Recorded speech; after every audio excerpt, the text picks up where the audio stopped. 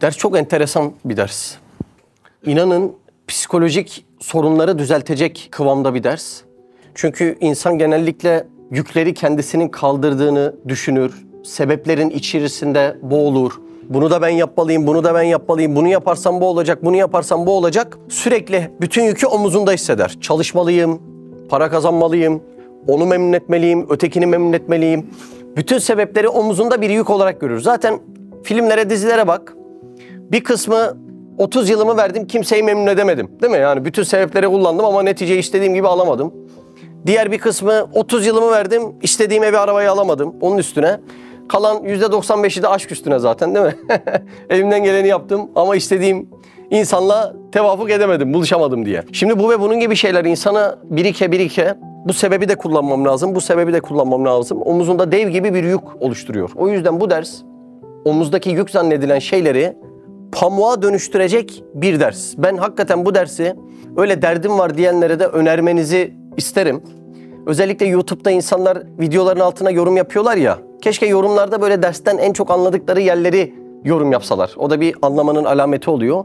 Bu ders o noktada insanların ağır gelen psikolojisini düzeltecek bir ders. Peki nedir dersin ana konusu? Sebepleri anladınız mı? Yani bu kelime bizde bir mana uyandırsın. Hastayım, ilaç kullandım. İlaç nedir? Sebep. Para lazım, bir işe girdim. İş nedir? Sebep. Patron nedir? Sebep. Müşteri nedir? Sebep. Bir yere gideceğim, vasıta lazım, araba alacağım. Araba nedir? Sebep. Çocuk bana bir güldü, benim içimde mutluluklar oluştu. Çocuk nedir? Sebep. İşte bu sebeplerle Allah arasındaki münasebeti kurmamız lazım. Şimdi biz normalde tesiri kimden diyoruz? Tesiri Allah'tan. Tesiri yaratan kim? Allah. O zaman sebepleri çöpe atalım. Olmaz. Sebepleri de yaratan Allah. O zaman hangisine ne ölçüde değer vermemiz lazım? İşte dersi tam ana konusu bu. Mesela sebepleri konuşalım. Anne ve baba bir araya gelmeden çocuk olur mu? Olmaz. Sebepler dairesi bu şekilde. O zaman çocuğu yapan anne baba mı? Hayır, o da olmaz. Çocuğu yaratan Allah.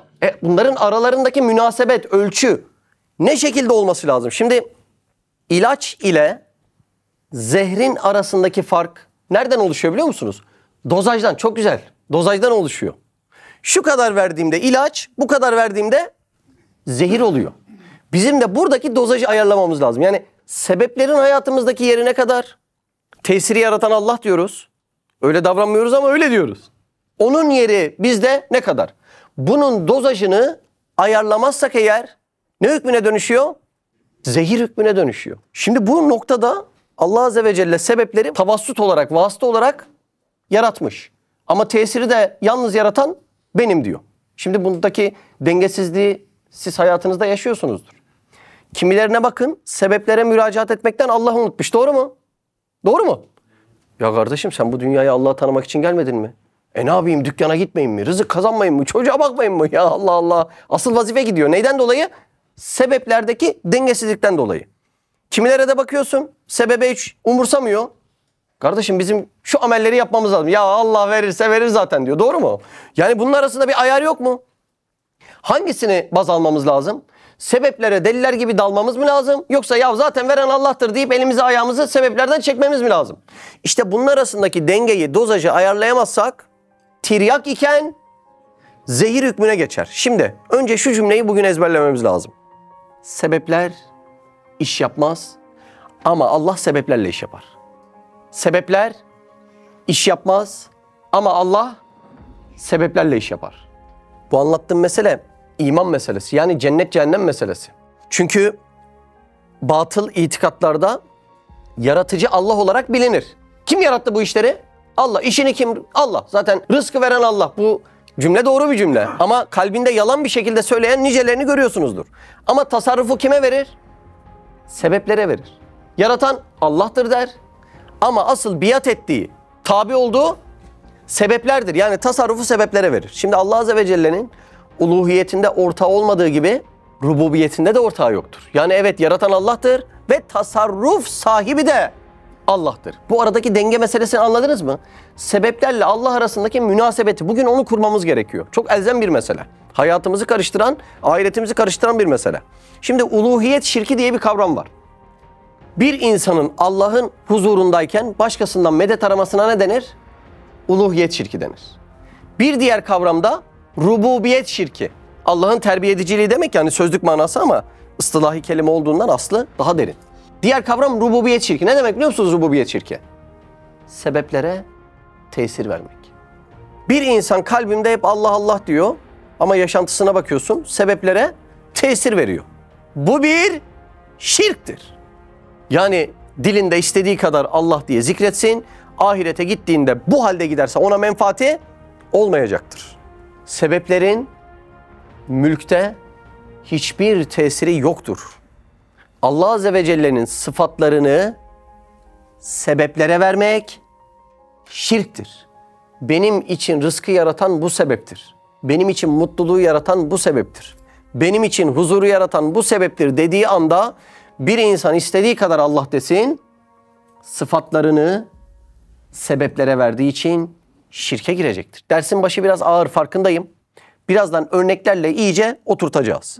Şimdi neden bu kadar önemli biliyor musunuz bu mesele? Bir insan şu bir adet yağmur tanesindeki tasarruf yetkisi melektedir dese şirke girer. Allah her bir yağmur tanesine vazifedar melek dikmiş midir? Dikmiştir. Ama bir insan dese ki ya bir yağmur tanesi, ya bir tanesindeki tasarruf, yaratma, istediği gibi idare etme yetkisi melektedir dese şirke girer. Umum kainatta Allah Azze ve Celle tesir meselesini, yani neticeyi yaratma meselesini bir meleğin dahi hiçbir şeyin eline vermemiştir. Bakın bu mesele çok elzem mesele.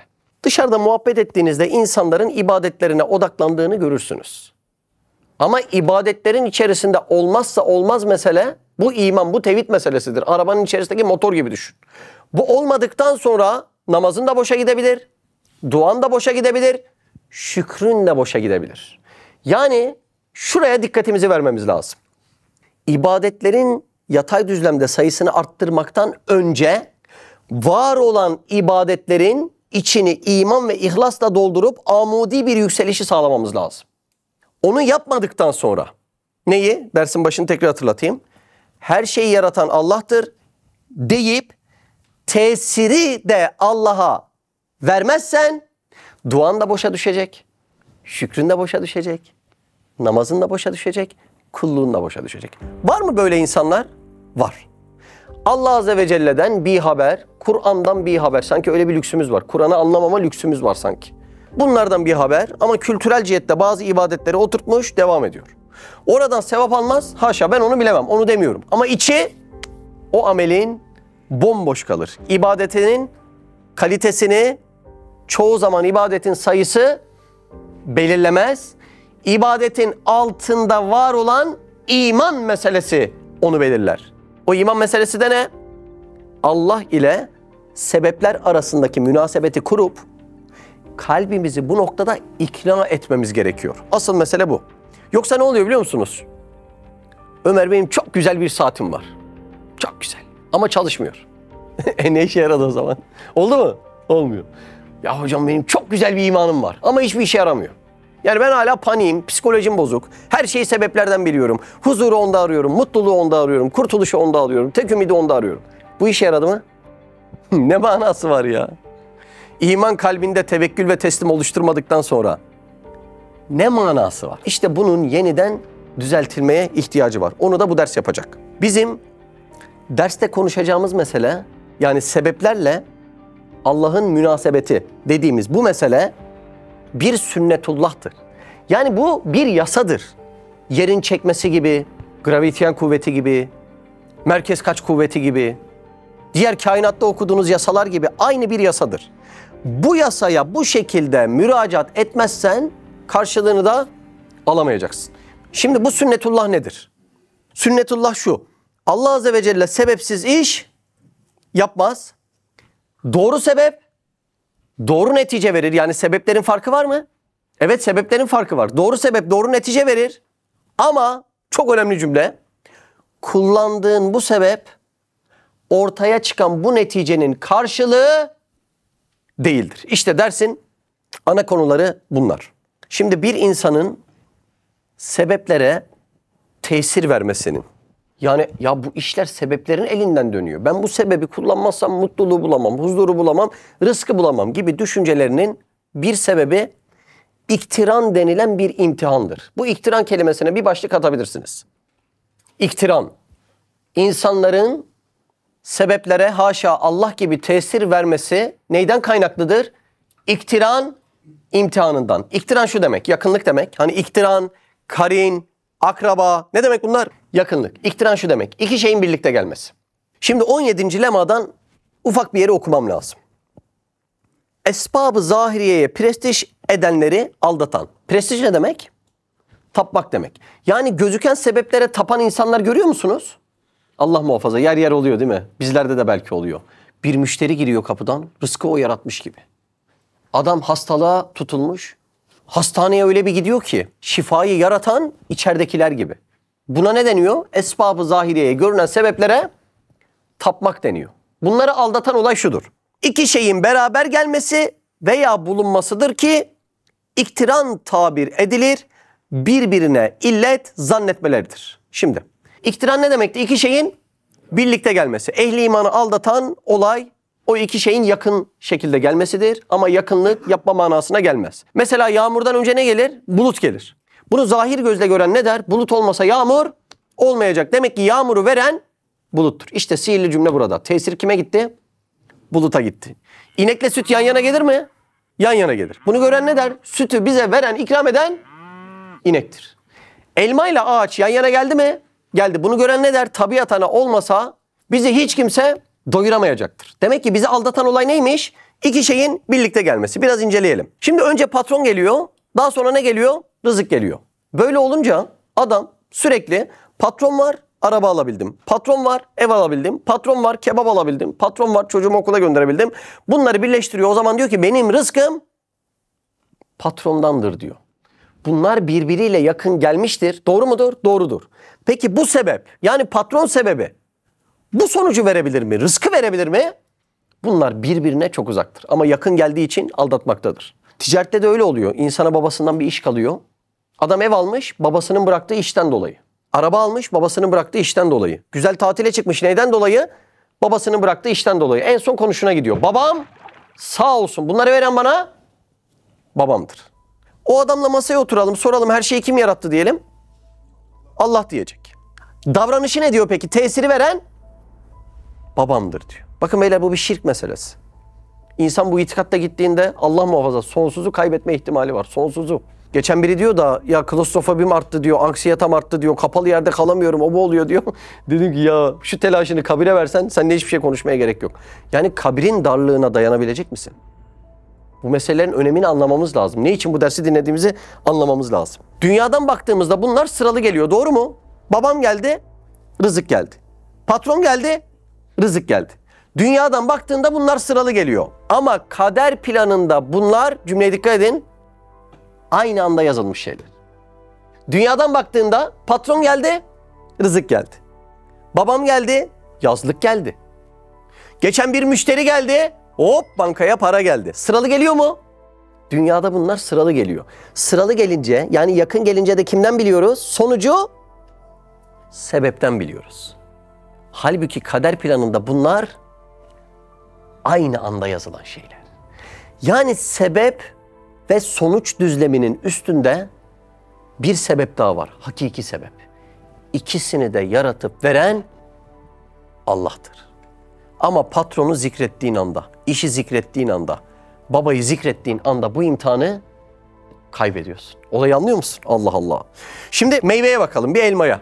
Önce ağaç geliyor, sonra meyve geliyor. Ağaç geldi, meyve geldi. Ağaç geldi, erik geldi. Ağaç geldi, şeftali geldi. Bunlar birbirine iktiran etmiş mi? Etmiş. Yakın gelmiş. Öyle olunca da insan bu gözüyle bakıyor. Elmayı kimden biliyor? Ağaçtan biliyor. Allah Allah. Halbuki ağaca baktığında o meyveyi yapabilecek hiçbir özellik yok. Bakın ülfet perdesini yırtıp öyle dinleyin. Ağaçta dil yok. Elmada lezzet var. Bak şimdi. Sonuca bak elma. Sebep ne? Ağaç. Bu sebep bu sonucu yaratabilecek mi? Haşa. Ona bakacağız. Yaratabilecek mi yani? Ağaçta dil yok. Elmada lezzet var ya. Ağaçta göz yok. Elmada yeşili, sarısı, kırmızısı her birisi var. Ağaçta laboratuvar yok. Ama elmada vitaminler var. Allah Allah. Ağaçta kalem yok. Elmanın çekirdek programında bütün ağaç tek kalemde yazılmış. Şimdi biz iktiran imtihanında şunu gördük. Ağaç geldi, elma geldi. Ağaç geldi, elma geldi. O zaman bu sonucu bu sebep yaratmıştır dedik. Ama akıl gözünle baktığında bu elmanın oluşması için gereken sebepler bu yakınında gördüğüm sebeplerin içerisinde yoktur. Demek ki ne diyeceksin biliyor musun? Bunun üstünde ikisine de hakim olan bir hakiki sebebin olması lazım diyeceksin. Yani tesir sebepten değil, Allah'tan diyeceksin. Bu mucizeler, yani bu tatlar, lezzetler, renkler, toprakta olmayan, ağaçta olmayan bu özelliklerin meyvede olması insana gösteriyor ki bu özelliklerin hiçbirisi ağaçta değildir. Ama biz aklımızdan çok gözümüzle baktığımızdan diyoruz ki ya bu meyvenin sapı ağaçta. Demek ki bu meyveyi veren de ağaçtır diyoruz. Anladınız mı bu iktiran imtihanını? Allah Allah. Şimdi mantıken düşündüğünde ağaç bunu yapamaz değil mi? Mümkün değil. Şimdi o kadar kolay olsa mesela deseler ki sen yap. Dünyadaki en bilgili bazı insanları topla. Bir elmayı buyurun sen üret. Mümkün mü? Mümkün değil. Peki insanın yapamadığı bir elmayı ağaç yaptı desek insana hakaret olur mu? Olur değil mi? Allah Allah. Dünyadaki en zeki insanlar yapamayacak elmayı ama akılsız, şuursuz, ilimsiz, boya bilmez, lezzet bilmez, vitamin bilmez. O çekirdekten, tırnak kadar çekirdekten, dağ kadar ağacı yazmayı bilmez bir odun parçası bunu yapmıştır diyeceksin. Bu mesele çok komik olur. Maalesef biraz olumsuz bir örnek vereceğim. Köy yerlerine gittiğinizde ya emmi bu portakal neymiş ya, bu muz neymiş böyle, ne kadar lezzetli dediğinde ne diyor? Ya diyor yeğenim diyor ben buna bir güvercin gübresi koydum diyor, sorma diyor. Şimdi sebep ne? Gübre. Sonuç ne? Lezzetli bir muz. Şimdi pis bir gübreden bu kadar lezzetli bir muzun çıkması mümkün mü? Mümkün. Belli ki bu sebep bu sonucu yapmamış. Demek ki bunların üzerinde bir hakiki sebep olmak zorunda. Bu göz bunu görmüyor. Ama akıl gözü ya pis bir gübreden lezzetli bir elmanın olması mümkün değildir diyor. Hastalıkta da öyle oluyor değil mi? Önce ilaç geliyor, sonra ne geliyor? Şifa geliyor. İlaç, şifa. İlaç, şifa. Ne imtihanı bu? İktiran. Yani yakınlık imtihanı. Bunlar sürekli yan yana gelince adam bir süre sonra diyor ki şifayı veren, yani sonucu veren kendinden bir önce gelen sebep olan ilaçtır diyor. Allah Allah. Ben ameliyat oldum dizimden. Sağ olsun doktorlar, hemşireler ellerinden geleni yaptı. İlaçları da verdi. Ameliyat bittikten sonra beni de yatırdılar hastaneye. Ondan sonra oturduk bekledik. Neyi bekledik? Şifayı bekledik. Niye bekledik? Verseler de olmaz mıydı? Demek ki onların elinde de yok. Onların elinde olsaydı o an bana vermezler miydi? Verirlerdi. Onlar da o an veremiyorsa demek ki şifa onların elinde değil. Onlar sadece fiili birer dua. Tavukla yumurta. Şimdi onun paradoksu var değil mi bir de? Tavuk mu yumurtadan? Yumurta mı tavuktan? Ben şimdi ona girmeyeceğim. Şimdi korkaklığı ile meşhur tavuktan çıkan ürüne bakar mısın? Bir protein deposu değil mi? Bir yumurtada 6 gram protein var. Dış kabuğun ambalajına baktığında o da kalsiyumdan oluşmuş. İnanılmaz bir mesele. İçinden ne çıkıyor? Bazen civciv çıkıyor, bazen de dürülü yılan çıkıyor. Çok enteresan. Şimdi bunlar birbirine sebep sonuç olabilir mi? Tavuk yumurtaya veya yumurta tavuğa sebep olabilir mi? Mümkün değil. Bunlar birbirine sebep olamayacağından dolayı demek ki ikisine de sebep olan bir hakiki sebep bulunmak zorundadır. Değil mi? Şimdi tavuk yarım saat yatıyor, kalkıyor. Ne çıkmış? Yumurta çıkmış. Bizde de ülfet perdesi var. Alışkanlık perdesi. Sonra diyoruz ki ya bu yumurtayı tavuk verecek tabii. Kim verecek? Yani yarım saat yatmayla yumurta veriliyorsa sen sabaha kadar yatıyorsun. Sen versene yumurtayı. Verebiliyor mu? Veremiyor değil mi? Allah Allah. Tavuk bile hayret ediyor. Dönüyor arkasına bakıyor. Allah Allah bu nereden geldi diyor yani. Tavuk kendinden çıkan yumurtanın farkında değil. O bile hayret ediyor. İnsan kendi yaptığına şaşırır mı? Şaşırmaz değil mi? Tavuk şaşırır mı? O da şaşırmaz. Demek ki yumurta ondan değil. O sadece bir perde. Bir tanesine mana alemi açılmış da öyle bir menkıbe var. Tavuğun gıt gıt gıdaklarını git de bak diye işittim diyor. Öyle. Mana perdesi açılınca biz gıt gıt gıda duyuyoruz. Bir de Tavuğu peşinden veriyoruz, kovalıyoruz. O öyle değil yani. Mana açılmış. Git de bak, git de bak. Yani bu tavuktan bu yumurta çıkmaz meselesini yakalamış. Şimdi bu anlattıklarım neden önemli biliyor musunuz? Ana konu iktiran. Yani yan yana gelen şeylerde sonucu sebepten biliyoruz. Sonuç yumurta. Tavuktan bildik. Sonuç süt. İnekten bildik. Ya ama ne var bunlarda ya, zikredip duruyorsunuz. İşte buraları anlamayınca devamını şöyle anlayamıyoruz. Birisinin eliyle mutluluk geliyor. Mutluluğu o kişi yarattı zannediyoruz. Yarattı diyorum ha, haşa. Anlıyor musunuz? Birisinden kaynaklı bir hüzün geliyor. Hüznü o kişi yarattı zannediyoruz. Birisinin elinden dünyada en çok istediğim mesele geliyor. Kimisi tişört istiyor, kimisi ev istiyor, kimisi Allah'ım şu dökülen saçlarım geri çıksın diye gidiyor saç ektiriyor, öyle değil mi? Birisinin eliyle geliyor. Bunlar yan yana geldiğinden dolayı evet her şeyi yaratan Allah'tır diyoruz ama tesiri sebebe veriyoruz. O sebeplerin kapısını çaldığımızdan dolayı da ya Ayşe bütün mutluluğum senin elinde, ne olur bana geri dön. Şimdi o kapıyı çaldığında bir tokat daha yemeye müstahak oluyorsun. Bugün cumadan çıktım da bizim mahallenin orada cami var. Orada bir tane de arkadaş vardı. Hocam dedi bir 2 dakika konuşabilir miyiz? Gözlerinden anladım hemen. Göz, kafa eğikliği. Bu aşık dedim. Hemen yakaladı. Mutluluğum bitti 4 aydır. Huzurum kalmadı. Ağzımın tadı kalmadı. Şu kalmadı, bu kalmadı falan. 4 aydır anlatıyor böyle. Ne oldu? Terk edildim. Şöyle oldu, böyle oldu falan. Şimdi nereden arıyor mutluluğu? Hala onun eliyle arıyor. Hüznün nereden geldiğini zannediyor? Hala onun elinden geldiğini zannediyor. Halbuki o kapıyı çalmaya devam etse bir tokat daha yiyecek. O sebebi, asıl yaratanı tanımadığı için. O 4 ayını biraz konuştuk. Dedim ki sen kızı darıltmayı bırak. Bu 4 ay boyunca yaptıklarının neticesinde Allah'ı darıltmışsın. Ve bu yüzden sakın gidip kızı memnun etmeye çalışma. Senin önce memnun etmen gereken Allah'tır. Neden? Güldüren de o, ağlatan da o. Senin aradığın her şeyi verecek olan o. Bir de ondan bilmeyip başka kapılarda sürünmeye devam edersen ne oluyor biliyor musun? Çaldığın kapıların eliyle bir daha seni tokatlıyor. Allah muhafaza. O kadar önemli bir ders. Yani dünya psikolojisi ve huzuru için çok önemli bir ders. Elsiz, ayaksız böcek neticesinde ipek veriyor. Şimdi eli olmayan, ayağı olmayan bir böcekten böyle bir sonuç çıkar mı? Mümkün değil. Değil mi? Allah Allah. Zehirli bir sineğin eliyle bal veriyor. Bazen arabanın içine giriyor o arı.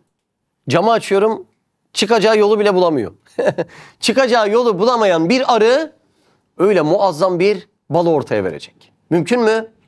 Hiç mümkün değil, değil mi? Aşkta da öyle oluyor değil mi? Aşktan önce ne depreşiyor, ne tepkimi oluşturuyor? Hormonlar. Şimdi baktığında sevdayı, aşkı oluşturan nedir diyorlar? Hormonlar diyorlar. Hiç hormonla o bütün şarkılara, filmlere sebep olan aşkın yakından bir alakası var mı? Alakası yok. Ama her aşktan önce hormon, her aşktan önce hormon geldiğinden, yani o sonuçtan önce o sebep, o sonuçtan önce o sebep geldiğinden dolayı aşkı da hormonlardan biliyorlar. Yani hormondan olsa ne rahat olurdu değil mi? O hormonun antihormonunu bulurdun, adama verirdin, kurtulurdu haram sevdadan, öyle değil mi? Ama keşke öyle olsa, öyle değil. İmtihanımızı anladınız mı? Bizim imtihanımız sebepler yan yana geliyor. Acaba bu sonucu bu sebepten mi bilecek? Yoksa tesiri yaratan Allah mı diyecek? İşte imtihanımız burada. Az önce 17. lemadan ufak bir yer okudum. Bir onun devamını da okumam lazım. Burada çok önemli mesele.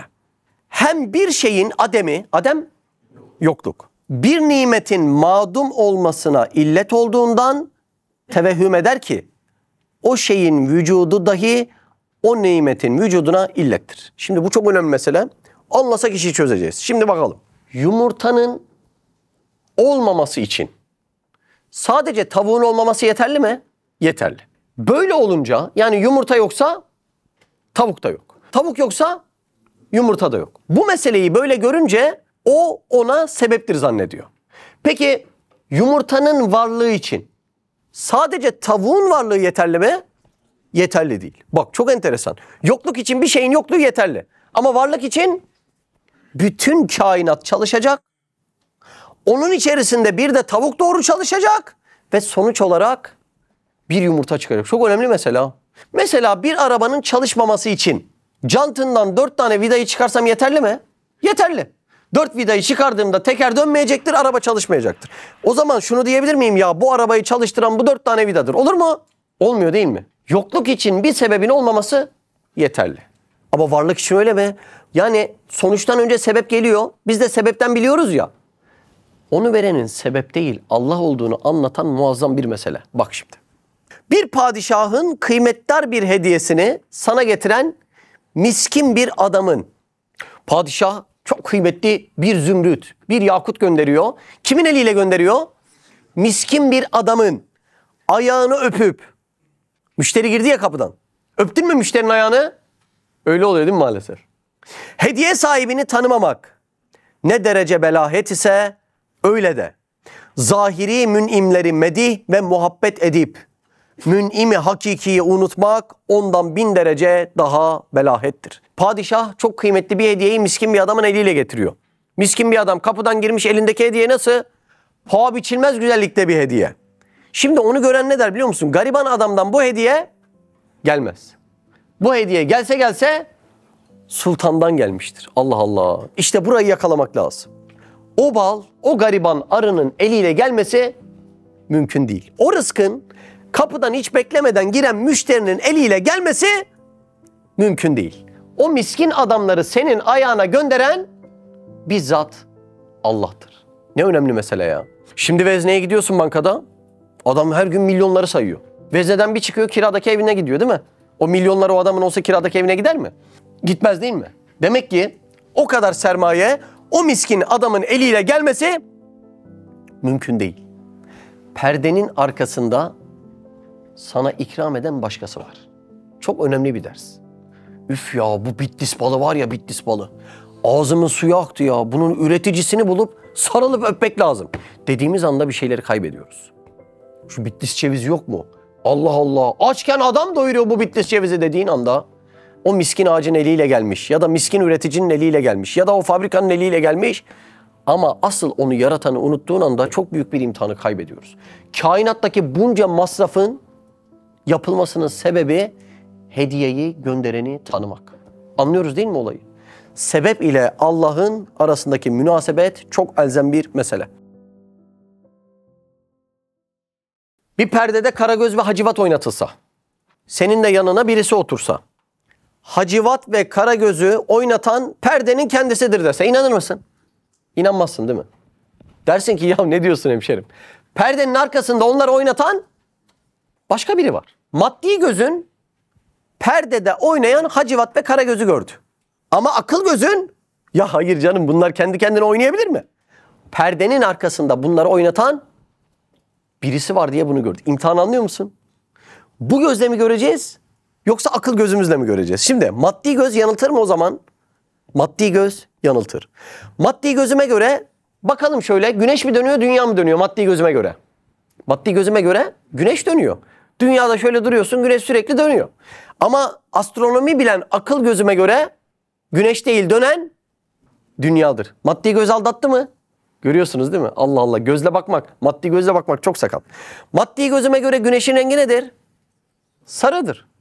Ama fen bilen akıl gözüme göre güneşin rengi beyazdır. Biz kırılmalardan dolayı sarı görüyoruz. Olayı görüyor musun?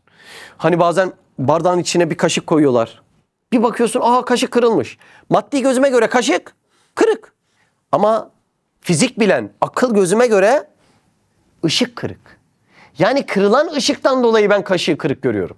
Anlıyorsunuz değil mi? Demek ki maddi göz insanı aldatır. Üstad Hazretleri sebeplerin aldatıcı, yanıltıcı bir imtihan olduğunu göstermek için onlara çok güzel bir tabir kullanıyor. 2 kelime. Tenteneli perdedir. Allah Allah. Delikli perde. Ne var bu delikli perdenin özelliğinde? Şimdi evin içinde oturduğumuzu düşünelim. Gündüz gözüyle. Evin içi de aydınlık. Şöyle bir dönüp baktığımda sizce ışık nereden geliyor? Perdeden geliyor. Ya derim ki uf, şu perdeye bak ya, güneş gibi içeriği aydınlatıyor. Ama ben o tenteneli perdeliğe iyice yaklaşsam, deliklerin arkasına baksam derim ki o içeriği aydınlatan perde değil. Arkasındaki güneşmiş. Uzaktan baktığında meyveyi veren ağaç gibi gözüküyor, öyle değil mi? Sütü veren inek gibi. Bu inek var ya, bunun cinsi de önemli. Çeşidi bilmem ne olacak, o ne olacak, bu ne olacak. Şimdi baktığında uzaktan onlar gibi gözüküyor. Ama yakından baktığında o sebeplerin o sonucu ortaya çıkarmaya ne gücü, ne kuvveti, ne de iktidarı yeter. Şimdi şöyle bir film çekelim. Hayal ediyor musunuz? Burası cinayet mahalli. Adamın biri vurulmuş. O cinayeti teşhis eden ekip var ya, olay yeri inceleme geliyor. Biz de oradayız. Diyoruz ki ya hemşerim hoş geldiniz. Niye geldiniz? Faili bulmak için, katili bulmak için. Biz de desek ki ya memur bey, işte tüfek ortada. Mermiler nerede? Mermiler de ortada. Siz faili aramıyor musunuz? Bu adamı ne öldürdü?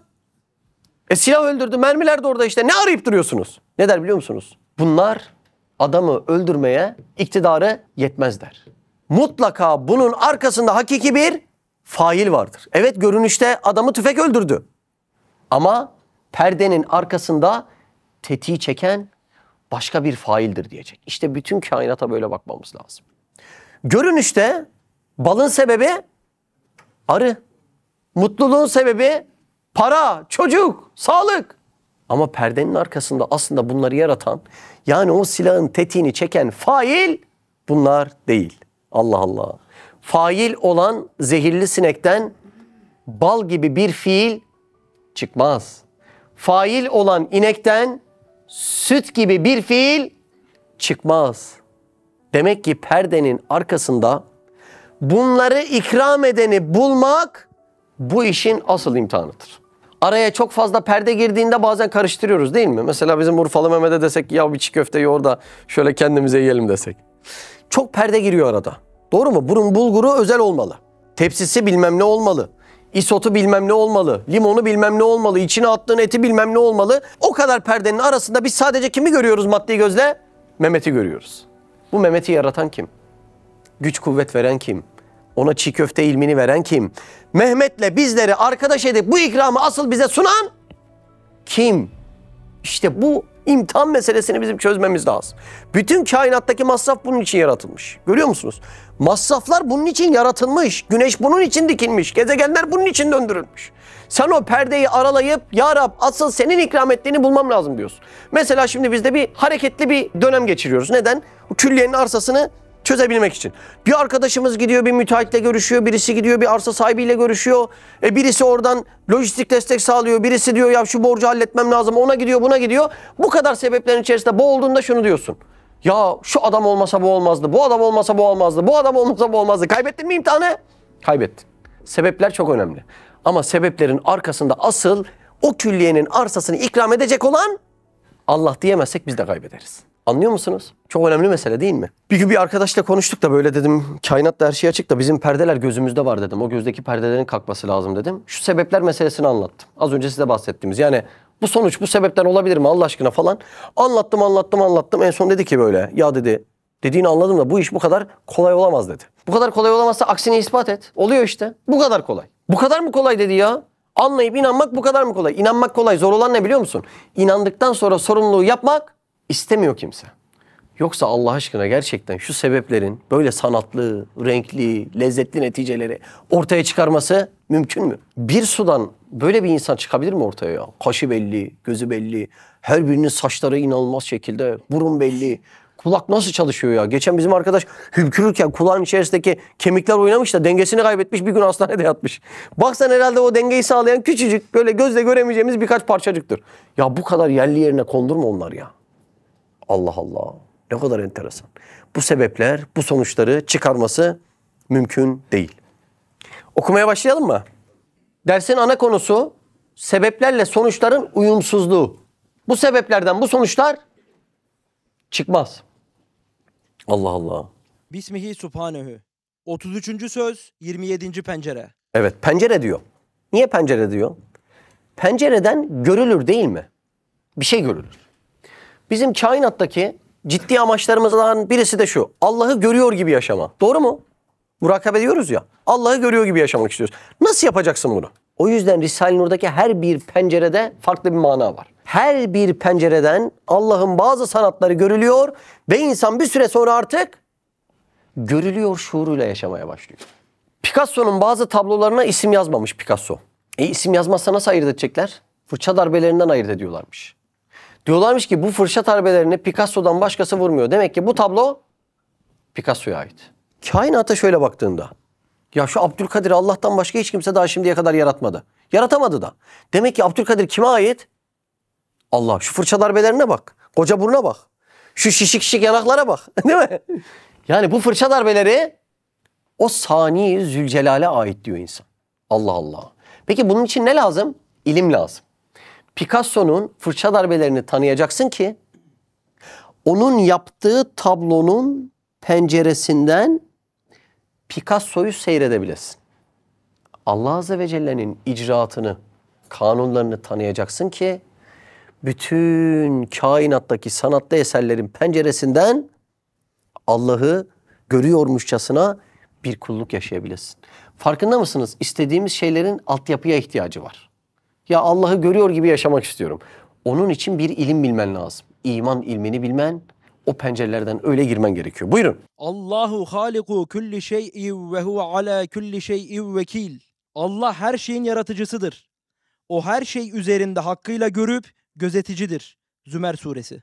Kainatta esbab ve müsebbebat, görünen eşyaya bakıyoruz. Şimdi şu kelimeleri bir halledelim tekrar. Esbab ne demek? Sebepler demek. Bir manası da iptir. Esbabın bir diğer manası da ip demek. Müsebbebat ne demek? O da sonuçlar. Öyle değil mi? Mesela sebep olan ağaç. Sonuç olan meyve. İşte bunlara baktığında anlıyorsun ki bunların birbiriyle alakası yok. Sebebe baktım ağaç. Sonuca baktım meyve. Bu ağaç bu meyveyi veremez. Demek ki bunların ikisini de bana veren bir hakiki sebebe ihtiyacım var. Onun adı da müsebbibül esbab. Anladınız mı olaya? Sebebe baktım, sonuca baktım. Bu sebep bu sonucu veremez. Sadece sıralı gelmişler. Sonuçtan önce sebep gelmiş. Elmadan önce ağaç gelmiş. Ama bakıyorum hiç alakası yok. Elmayı verecek özellikler bu ağacın içerisinde yok. Demek ki bunların ikisini de veren başka bir hakiki sebebe ihtiyacım var diyorum. O da müsebbibül esbab. Anladınız değil mi? İşte bu dersin tam amacı o. Sebeple sonuç arasındaki köprüleri yıkan bir ders bu ders. Artık o var olan sonuçları sebeplerden bildirmeyecek. Böyle olan birisinin tek korkacağı kadar o da Allah Azze ve Celle'dir. Dersin önemini tekrar söyleyeyim. Sebep ve sonuçlar arasındaki bütün köprüyü yıkacaktır. Ve diyecektir ki bu sebeple bu sonucun arasında bir alaka yok. Sen artık bu sonucu bu sebepten arama, ikisini de elinde tutan müsebbibül esbaptan ara diyecek. Evet buyurun. Bakıyoruz ve görüyoruz ki en âlâ bir sebep, en adi bir müsebbebe kuvveti yetmiyor. Demek esbab bir perdedir. Siz en âlâ sebep deyince ne geldi aklınıza? Dünyadaki en kuvvetli sebep nedir sizce? İnsan. Çok güzel değil mi? Arıdan da kuvvetli, inekten de kuvvetli öyle değil mi? En kuvvetli sebep insandır. Bir çiçek bile yaratamıyor. Görüyor musunuz? Bak en kuvvetli sebebe bak. Yemeği yiyor, hazma iktidarı yetmiyor değil mi? Midedeki hazma sözü geçiyor mu? Geçmiyor. Yediği yemek hazmedilecek. Bir yerlere saç olarak gidecek, uzatacak. Bak bir yerlere diş gidecek, bir yerlere kemiğe gidecek. Bir yerlerde göz olacak, bir yerlerde el olacak. Şimdi bir insan bu kainattaki en yüksek sebep. Onun bile iktidarı bunlara yetişmiyor. Ağaç dikiyor, meyveyi vermesini bekliyor. Bak en kuvvetli sebebi konuşuyoruz. Hiçbir şeye gücü yetmiyor. Gece yatıyor, sabah iktidarıyla mı kalkıyor? Var mı? Ben şu saatte kendimi kurup anında kalkarım diyen. Bak yatıyor, uyanmayı bekliyor. Yani hiçbir şey elimizden gelmiyor. Gece oluyor, gündüzü bekliyoruz. Kış oluyor, baharı bekliyoruz. Hani en kuvvetli sebep bizdik? Hani yeryüzünde en karizma bizdik? Ne oldu? Hiçbir neticeye elimiz yetmiyor. Çok önemli bir mesele değil mi? En kuvvetli sebep insan, bir çiçek bile yaratamıyor. Çok enteresan. Bir odada 50 kilo bir yükün şöyle bir yüksek duvara konulduğunu görseniz. Odaya bir girdiniz, içeride de sadece küçük bir bebek var. Şimdi bu göz ne diyor biliyor musun? Ya içeride sadece bebek var. En kuvvetli sebep olan insan. Bu 50 kiloyu koysa buraya bebek koymuştur diyor değil mi? Halbuki o bebek yani sebebin kendisi yürümeyi bile bilmiyor. Demek ki akıl gözü der ki bu sebep bu sonucu ortaya koyamaz. İşte bütün kainata bu niyetle bakmak lazım. Bu nazarla bakmak lazım. Bu sebeplerle bu sonuçların alakası yok. Hatta en kuvvetli sebep olan insanın bile bu sonuçlarla alakası yok. Karı koca olmadan çocuk olmuyor, öyle değil mi? Allah Allah. Peki bu sebeplerle bu sonucun alakası var mı? Ya çok ilginç mesele ya. Bir damla sudan ya. Şu gözler çıkacak, şu tırnaklar çıkacak. Ayakları o şekli nasıl vermiş yani? O baş parmak niye biraz daha büyük? Denge merkezi değil mi? Allah Allah. Yani şu ellerin tırnaklarına bak. Çok inanılmaz meseleler değil mi ya? Çoğu zaman diyorum ya bu kıllar tek tek nasıl dikilmiş buraya ya? Çok ilginç meseleler. Bizim anne babamız bizim resmimizi bile yapamaz. Böyle işlere nasıl sebep olsunlar? Demek ki o sebep o sonuçtan önce geliyor diye onu yapıyor demek değil. Buyurun devam edelim. Müsebbepleri yapan başkadır. Mesela hadsiz masnuattan yalnız cüz'i bir misal olarak insan başı içinde bir hardal küçüklüğünde bir yerde yerleştirilen kuvve-i hafızaya bakıyoruz. Görüyoruz ki öyle bir cami kitap belki kütüphane hükmündedir ki bütün sergüzeştiği hayatı içinde karıştırılmaksızın yazılıyor. Şimdi biraz inceleyelim mi? Sebebi anladınız mı burada? Sebep ne? Hardal tanesi kadar kuvve-i hafıza. Eskiden bakkallar 2 defter tutarmış. Biri kendisine yazıyor, diğerini de gelen müşteriye yazıyor. Niye böyle yapıyor? Bir gün müşteri gelip ya bu benim borcum değildi derse çıkar bakalım diyecek. 2 defteri çıkacak, karşılaştıracak. Al gülüm ver gülüm. Hesapta problem var mı? Problem yok diyecek. Aynen öyle de. Allah Azze ve Celle ahirette o bakkal defterini bize gösterebilmek için, o hesap defterini bize gösterebilmek için kaç defter tutuyor biliyor musunuz? 2 defter. Defterin bir tanesini kiramen katibin tutuyor. Doğru mu? Ne yapsak o yazıyor. İkinci defteri ne tutuyor? Kuvve-i hafızamız tutuyor. Çok enteresan. Neden öyle oluyor? Ahirette 2 defter açılacak. İkisi de karşılaştırılacak. İşte senin hesabın, muhaseben budur denilecek. Yani defterin birisinin zihnimizde tutulması bir fırsat mı sizce? Fırsat. İnsan yaptığı her şeyi biliyor. Hangi defterinde? Hardal tanesi kadar bir defterde. Ölmeden önce oradaki borçları silebilmek muazzam bir fırsattır. Çok enteresan. Dikkat edin. Bu hardal tanesi kadar şey, dokunduğun, baktığın, gördüğün her şeyi o deftere yazıyor. Yani adeta seni sana yazıyor. Defterini muhasebe et diye. Yani Allah sen de senin iraden olmadan kayıt yapıyor. Çok ilginç değil mi? Bu kayıtta benim iktidarım var mı? Var mı? Mesela arzu edersen bugünkü dersi zihninden silebilir misin? Silemezsin değil mi? Ben de beni yazıyor hem de benim iktidarım olmadan. Çok ilginç mesele. Hani hafıza benim de ama başkası yazıyor üstüne. Bütün hafızamızı ahirette açıp bir defter olarak tutacak. Kur'an'da kafirlerin amel defterini gördükten sonra söyledikleri bazı sözler var. Hafıza için geçerli sözler. Mesela Kehf suresi 49'da diyor ki "Mâle hazel kitabe." Bu nasıl kitap? Küçük büyük dememiş, hepsini yazmış diyor. Ne için diyor biliyor musun? Hafıza için diyor. Şu dilimizde istediğimiz kadar inkar edelim. Her birisi bizim irademiz olmadan bize yazılıyor. Allah Allah, çok enteresan. Şimdi mesela 2 tane kamera var. Sürekli kayıtta mı? Sürekli kayıtta. Hiç kameranızın donduğu oldu mu? Hafıza dolu, artık kaydedemiyorum. Tam şöyle anne deyip annene bakarken gözde bir yazı çıkıyor. Hafızam dolu, artık kaydedemiyorum. Böyle bir şey var mı? Hiç böyle bir şey yok değil mi? Göz senin silemeyeceğin şekilde her şeyi kaydediyor. Bak bak. Hardal tanesi kadar hafızanın kayıt yerine bak. Uyurken gözünü kullanmadan rüyalar kaydediliyor, depolanıyor. Devamlı ses kaydı alıyor musun? Devamlı ses kaydı alıyorsun. Kapı çaldı. Kim o? Benim. Ya ismini söyle. Yok, ben benimden tanırım. Nereden tanıdın? Çünkü o isim bende kayıtlıydı. Allah Allah. Devamlı koku kaydı alıyor musun? Koku kaydı alıyorsun. Yan mahallede birisi tantuni yapıyor. Allah Allah. Nereden bildin? Koku kaydından bildim. Allah Allah. Çok enteresan değil mi? Bazıları kokuyla eski hatıralarını canlandırıyor. Hangi hatıraları? Hatırlamak istemediği hatıraları. Ah, bu koku da onun kokusuydu. Eski yarimin kokusuydu. Niye hatırlatılıyor? O defterden artık bir an önce tövbeyle sil diye. Ya seni sana yazıyor ve silmene müsaade etmiyor. Dokunma kayıt alıyor ya, dokunma.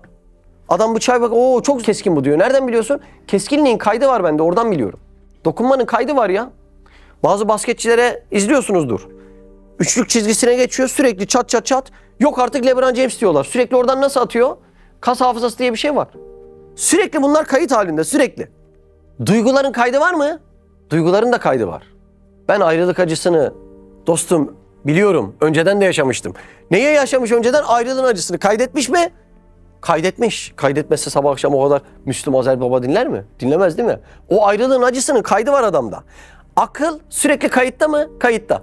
Mesela bir bilgi aramak için bir kütüphaneye gitsek saatlerce ara ki bulasın, öyle değil mi? Hele bir de seninki gibi üniversite İtalya'daysa. Hiç kütüphaneye gittin mi? Tursan. Bilgi aradın mı orada? İtalyan kaynaklardan mı? İngilizce. O İngilizcem de var abi, unutma diyor şu an. Kaç saatini aldı? Hafta sonunu alıyordu genelde. Değil mi? Ama şuradaki bilgi düşündüğüm anda geliyor. Nasıl oluyor? İlginç bir kayıt sistemi. Kütüphanede bir haftanı alan arama meselesi burada anında geliyor. Yani hep kayıt halinde ama inanılmaz bir şekilde. Üstad Hazretleri diyor ki 90 cilt kitabı 3 ayda ezberledim. 90 cilt kitabı 3 ayda ezberledim diyor. Günlükte 1-2 saat zihninden tekrar ediyormuş ezberlediği kitapları. Yani şu kütüphaneye bakar mısınız? İnanılır gibi değil. Her hücrede binlerce DNA molekülü var. Bu DNA molekülü ne biliyor musunuz? Her şeyimizin yazılı olduğu defter. Her şeyimiz kayıt altında.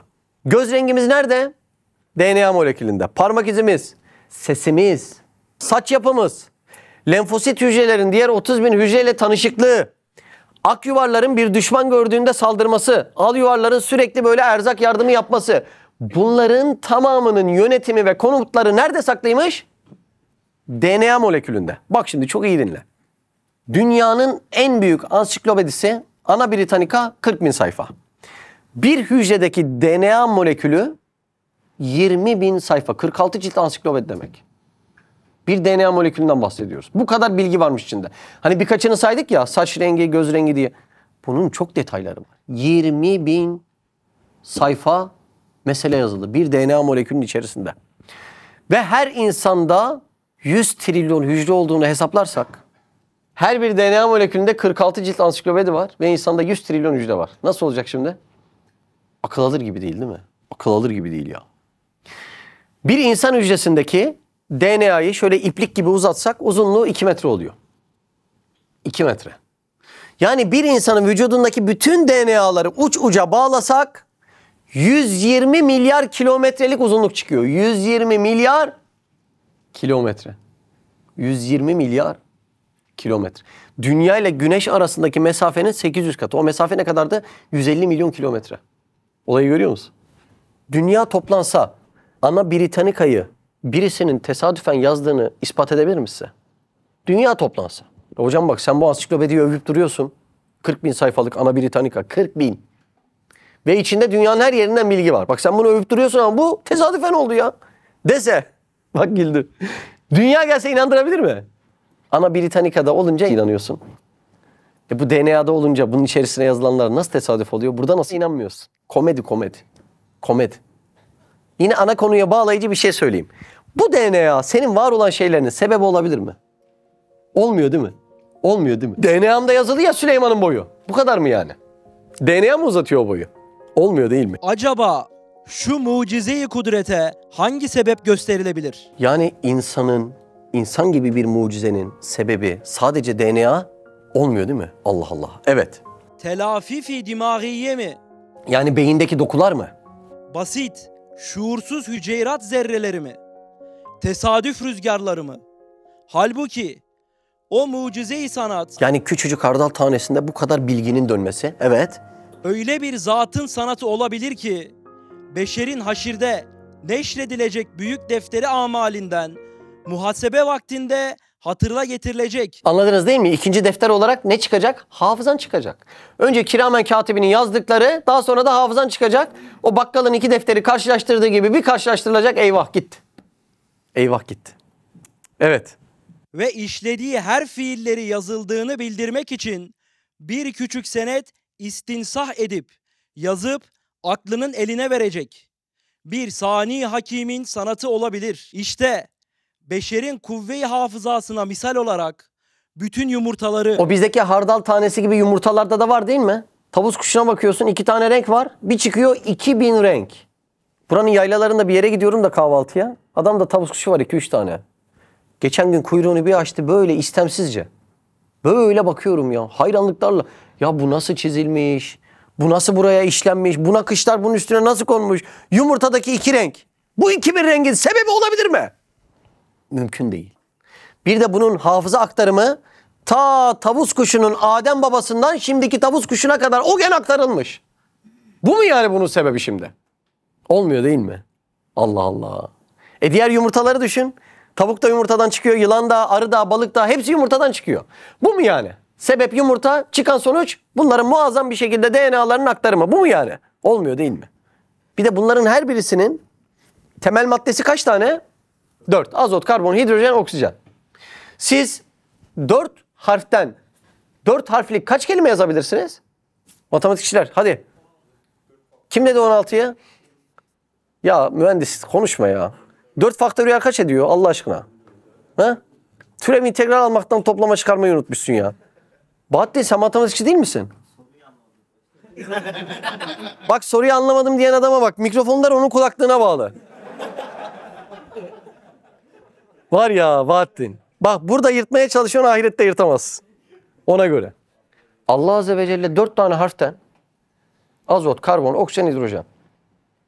Milyarlarca mevcuat yaratmış. Bak o 4 harfi böyle topla mürekkebin içine koy.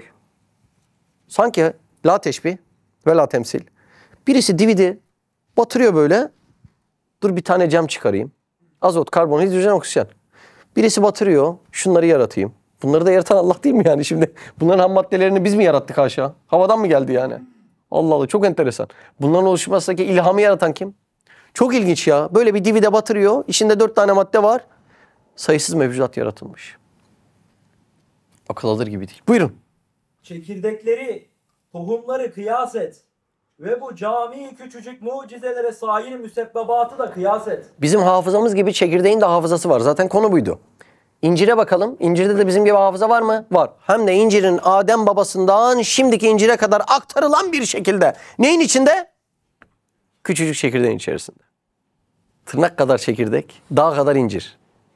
Şimdi bu alakalı mı şimdi bunlar? Bu sebep bu sonucu mu yapmış yani? Çekirdek o lezzetli incirden önce geliyor diye bunu yaratan çekirdek mi yani? Tek olay ne biliyor musun? İhtiran. Önce gelmez. Bu muazzam incirden, sütlü sütlü öyle güzel incirden önce çekirdek geldi diye üf bu çekirdek bu inciri. Oluyor mu? Hiç alakası yok değil mi? Sebeple sonuçların hiç alakası yok. Bak bu ders gerçekten bizim günlük hayatımız için çok önemli. Çünkü bizim de zihnimizde bu hesap var. Allah'ı razı edeceğiz, bir amel yapacağız ve korkuyoruz. Korkacak bir şey yok. Senin arzu ettiğin sonuç ile müracaat ettiğin sebebin hiçbir alakası yok. Birazdan o detaya ineceğiz. Sen o sebebi Allah'a sevimli gözükmek için kullanıyorsun. Başka bir olay yok.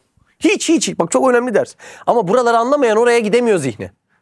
O yüzden lütfen içinizden ya, tavukmuş, balmış, arıymış yeter artık. Sakın bunları geçirmeyin. Biz daha buraları inanın anlayamadık. Gördüğünüzde nefessiz kalıp şaşırıyor musunuz? Bir tavukla bir yumurtayı yan yana gördüğünüzde. Bir çekirdekle bir incir ağacını yan yana gördüğünüzde. Sekoya ağacı var. İnsan yanında karınca kadar kalıyor. Baktınız mı?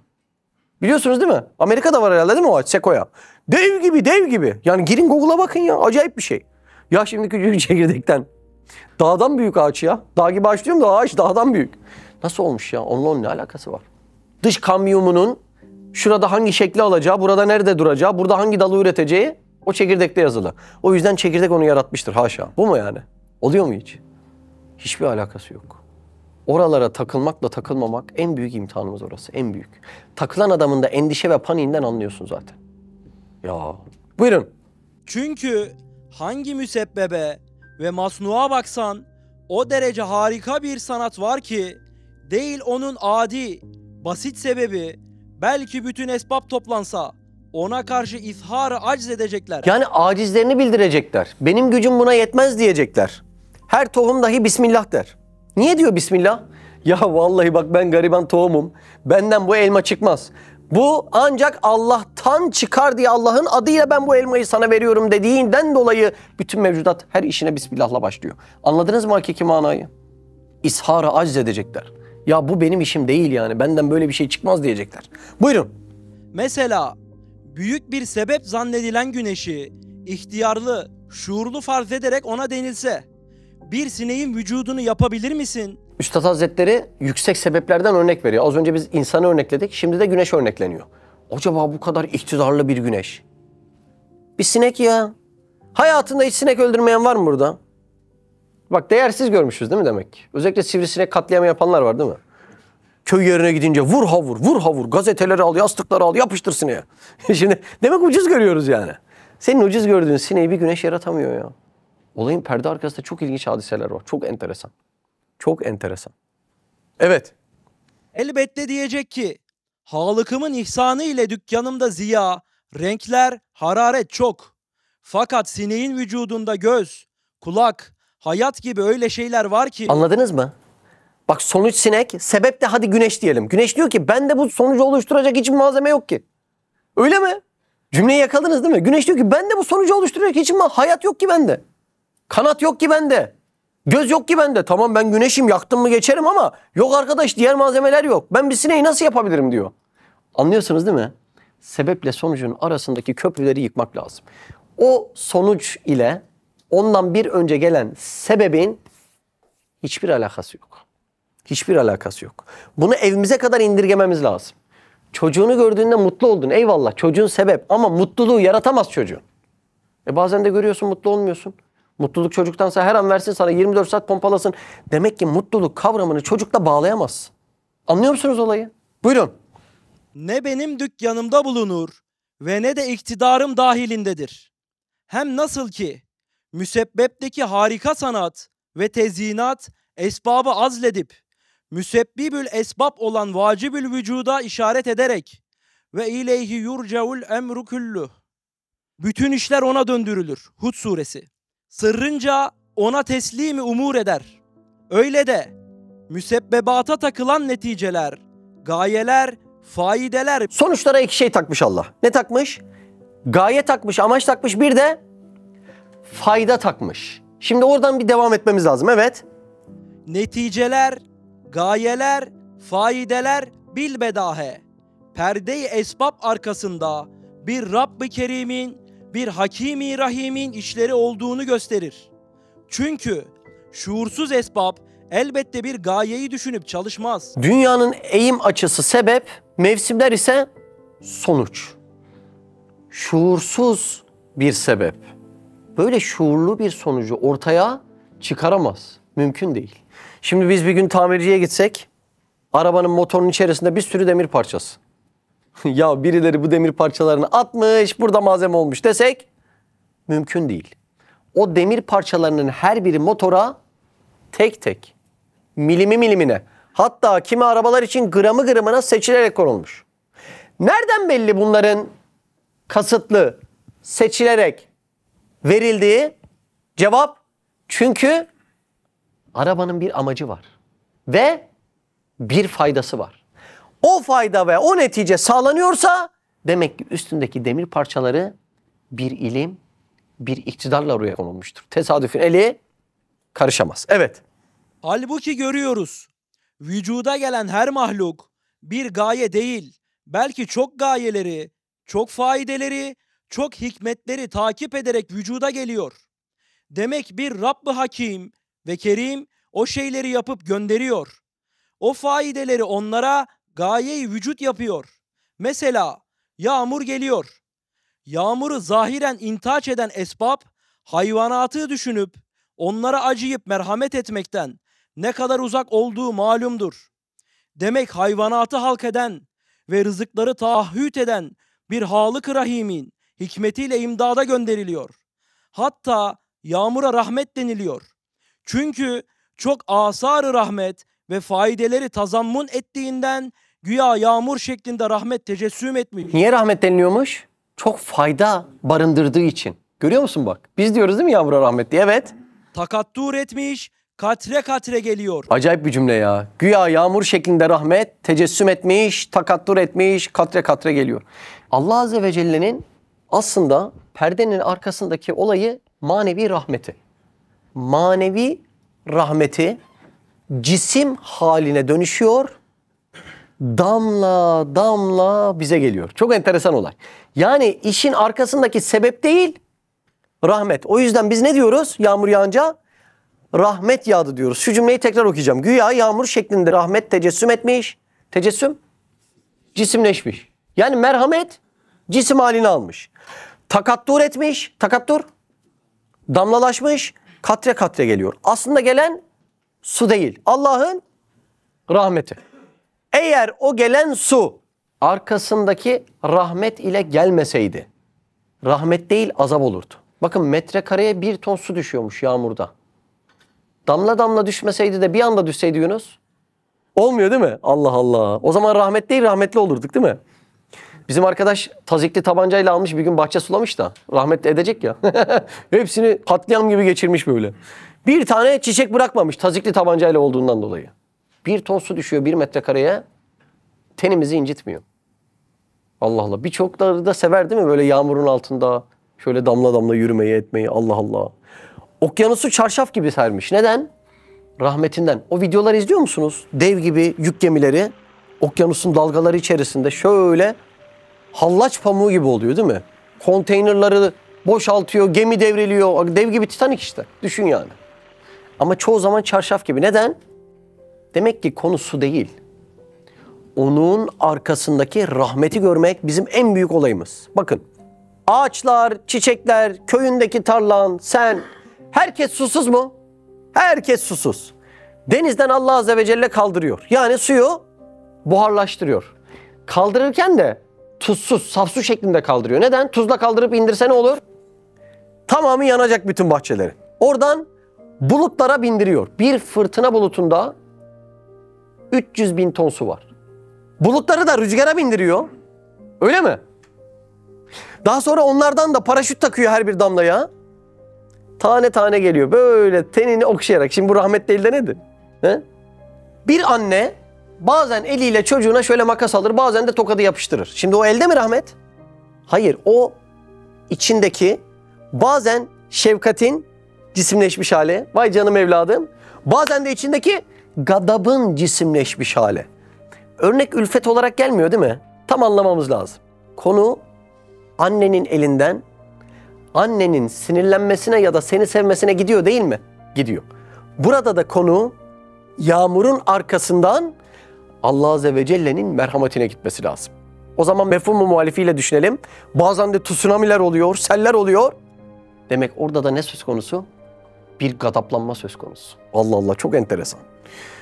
O kalkan yağmur göle de inmiyor, çöle de inmiyor.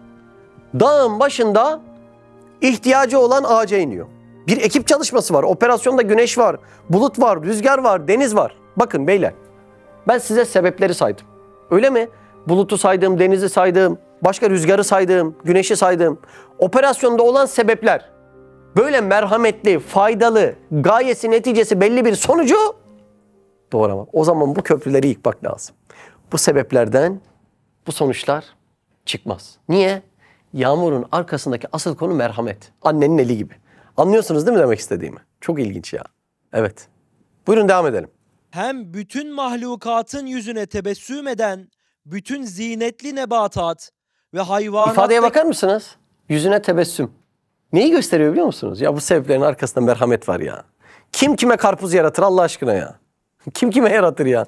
Kim kime balcan yaratır? Ya bunun arkasında bir sevmek yok mu ya? Bazen tatlıyla, bazen de acının içindeki tatlıyla. Çok enteresan bir olay. Evet. Ve hayvanattaki tezyinat ve gösterişler bilbedahe perde-i gayb arkasında bu süslü ve güzel sanatlar ile kendini tanıttırmak ve sevdirmek. Fark ettiniz mi? Süslüyor. Ama süslendiğinden balığın bile haberi yok. Süslü tavus kuşu kendinin üzerindeki güzelliklerin farkında değil. Amaç ne biliyor musunuz? 1. Tanıttırmak. Şuraya dikkat edelim. 2. Tanıttırmanın şiddetinden muhabbet çıkıyor. Tanıya, tanıya, tanıya. Tanımanın şiddetinden Ya Rab ne mükemmelsin, Ya Rab ne kusursuzsun, Ya Rab ne şahane işler bu işler. Ondan sonra ne diyorsun sen sübhansın Ya Rab, sen azimsin Ya Rab, her şeye muktedirsin Ya Rab. Allah Allah, görüyor musun bak? Buyurun. Ve bildirmek isteyen bir Zat-ı Zülcelal'in vücubu vücuduna ve vahdetine delalet ederler. Demek eşyadaki süslü vaziyetler, gösterişli keyfiyetler, tanıttırmak ve sevdirmek sıfatlarını katiyen delalet eder. Amaç ne? Anladınız değil mi? Tanıyacaksın, seveceksin. Bu iki kavram olmadıktan sonra yapılan ibadetlerin içi boş olma ihtimali çok yüksek. Çok yüksek.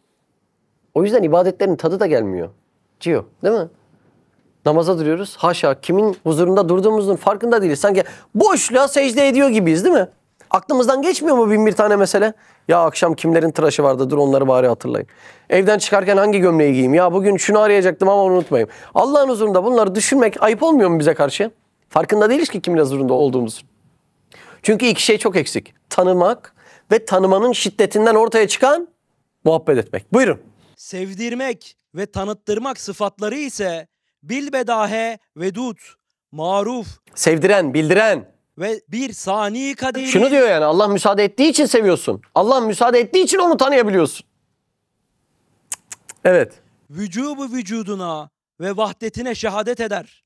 Elhasıl sebep gayet adi, aciz ve ona isnat edilen müsebbep ise gayet sanatlı ve kıymetli olduğundan sebebi azleder. Kovar.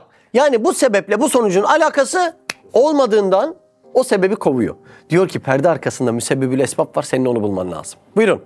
Hem müsebbebin gayesi, faidesi dahi cahil ve camit olan esbabı ortadan atar. Bir sani hakimin eline teslim eder. Hem müsebbebin yüzündeki tezyinat ve maharetler kendi kudretini zişurlara bildirmek isteyen ve kendini sevdirmek arzu eden bir sani hakime işaret eder. Ey esbab perest biçare! Yani bu işlere, sebeplere tesir veren, bu işleri tesadüf yapmıştır diyen kişi. Yani açıkçası kabili hitap bile değil. Yani şu sonuçları şu sebepler yapmıştır, yaratmıştır demek haşa, değil mi? Kabili hitap bile değil. Allah Allah. O kadar komik mesele. Evet. Ey esbab perest biçare! Bu üç mühim hakikati neyle izah edebilirsin? Sen nasıl kendini kandırabilirsin? Kandırmak ne demek? Doyurmak, tatmin etmek demek. Hani ben kana kana su içtim derler. Kandırmak ne demek? Doyurmak, tatmin etmek demek. Yani bu bahaneler seni doyuramaz. Mümkün değil. Savunma ne biliyor musun? Ya bunlar tesadüfen olabilir mi? Yeryüzünde öyle bir zaman dilimi geçti ki o zaman diliminin içerisinde var olan sürede sebepler deneye en doğru yolu bulmuş, Fatih Oyuncu ortaya çıkmış. Şimdi savunma ne biliyor musun? O kadar çok zaman geçti ki bunlara yetiyordu. Savunma bu değil mi? Bir gün Nasrettin Hoca'ya demişler yeryüzünde kaç tane ağaç var? Demiş ki eşeğimin kılı kadar. İnanmayan saysın demiş. Hadi dön bakalım. Ya bunlar nasıl olur tesadüfle? Yeryüzünde öyle bir zaman geçti ki hadi inanmayan saysın. Ya hiç. Bunlar insanı kandıramaz. Yani tatmin edemez, doyuramaz. Allah Allah. Çok uzaklar. Çok uzaklar. Sadece aklı gözüne inen bir insan bunlara, bu mağlataya, bu oyuna aldanıyor. Sadece orası. Evet. Aklın varsa esbab perdesini yırt. Zaten bunları anlayan adam dayanamıyor sebepler perdesine. Şimdi Allah'ın huzurundasın, hep birisine fazla gereksiz ilgi göstermen gerekiyor. Hep onun önünde eğilmen gerekiyor. Allah var, ben bu hareketi yapıyorum. Allah var, bu hareketi yapıyorum. Dayanamıyor, bütün sebepleri yırtıyor. Ondan sonra artık tesiri hakiki Allah'tandır diyor. Sebepleri kaldır aradan, zahir olsun yaradan. Vahdehu la şerike leh de hadsiz evhamdan kurtul. Evham mı? Sebeplerden bilmekle evham. Yani kuruntu. Yani korkunun ne alakası var? İnsan Allah'ı bilmezse ulum evhama kalp olur diyor. Şimdi bütün tesirin Allah'ın elinden olduğunu bilmek var. Başına ne gelse elinden geleni yapıyorsun ve sadece Allah'a sığınıyorsun. Öteki türlü başına ne gelse herkesin önünde eğilip duruyorsun. Bir insanda kuruntu olur mu olmaz mı? Ya Osman'a şu yanlış yapmayayım da şimdi onun önünde eğilip onun gönlünü şöyle yapmam gerekir. Aman Mehmetcan rızkımı getiriyor, o benim müşterim. Mehmetcan'ın elinden para geliyor bana, dur Mehmetcan'a yanlış yapmayayım. Bir insan kafayı yer mi yemez mi böyle? Ya? Tesiri ondan bil. Bir tanesi öyle diyor. Kanser olabilme ihtimalinden dolayı 50 küsur yaşıma kadar hayatımda hiç lezzet almadım diyor. Görüyor musunuz? Çok enteresan olaylar var değil mi? Bu evham mı değil mi? Bu evham neyden kaynaklı sizce? Tesiri sebeplerin elinde vere vere İnsan bu evhama dönüşüyor. Ve öğrendikleri de başına bela oluyor. Kimi mikroskopla mikropları görmüş. Eyvah, yediklerimizin içerisinde bunlar mı var demiş. Aylarca yemek yememiş. Çünkü tesiri mikroptan biliyor. Kimi teleskoba bakmış, semayı görmüş. Ya bu yıldızlar başımıza düşerse demiş, aylarca evine girememiş. Nedir bunlar? Evhamdır, evham. Şimdi çok önemli iki meselem kaldı. Gördüğümüz sonuçlarda sebebin hiçbir önemi yok. Aradaki köprü yıkıldı mı? Yıkıldı. O zaman yeni soru.